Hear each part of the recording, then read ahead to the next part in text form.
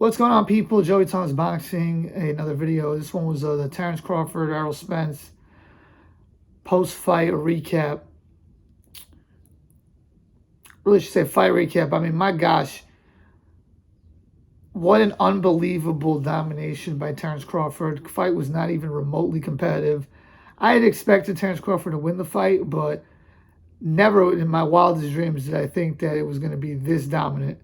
And first off, congratulations to Crawford, but I thought that Errol Spence was weight trained. I said this the week of the fight, since it's not some hindsight 2020.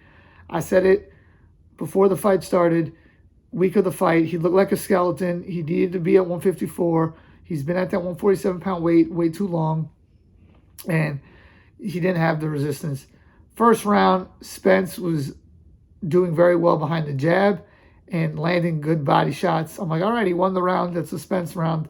Crawford, he kind of feels you out the first round. Like, he kind of, I'm not gonna say he gives away the round, but it's there for the taking. Round two, Crawford was doing a little bit better. It was an even round, but then Crawford dropped him at the end of the second round, and I was like, whoa, that's interesting, because Errol Spence had never been dropped before, and I'm like, wow. That's something I didn't see coming at all. But it was really more of a flash knockdown. And even Terence Crawford talked about that it wasn't so much his power. It was more that Spence was off balance. His back leg was, up at that moment, and he kind of got hit, and he went down. Round three, Spence came right back out, won the third round, in my opinion. I'm like, wow. But then after that, it was all Crawford. Round 4, 5, 6, 7, he just kept dominating him. He hit him with a great counter punch, right hook, as Spence was closing in the distance. He was just one step ahead of Spence the whole entire fight. He was so sharp. His counter punching was better. His speed, which I knew was going to be better, completely different level speed. Footwork, I knew was going to be better. Kept his right hand up to parry, Spence's left hand. Out jab Spence, which I did not see that coming. I was like, whoa. I mean, this dude, he really just did everything right. And you could tell he lives the lifestyle. And that was something that was always a question with Spence, is that you were in this car accident, you were drinking, you weren't always in shape.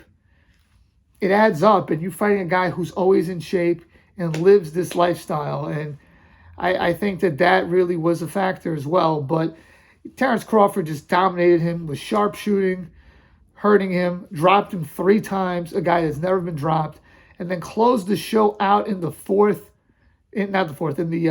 ninth round. Unbelievable level of domination. And the problem with Spence is that once he got hurt, he doesn't really ever have a plan B. His answer to every single problem that he has in boxing is more aggression, more work rate, keep coming forward, more bite down. He's never really been a guy who could fight off the back foot. And once he started having to fight off the back foot, he was as good as done. Crawford finished him, dominated him, Harvey Dock with the proper stoppage.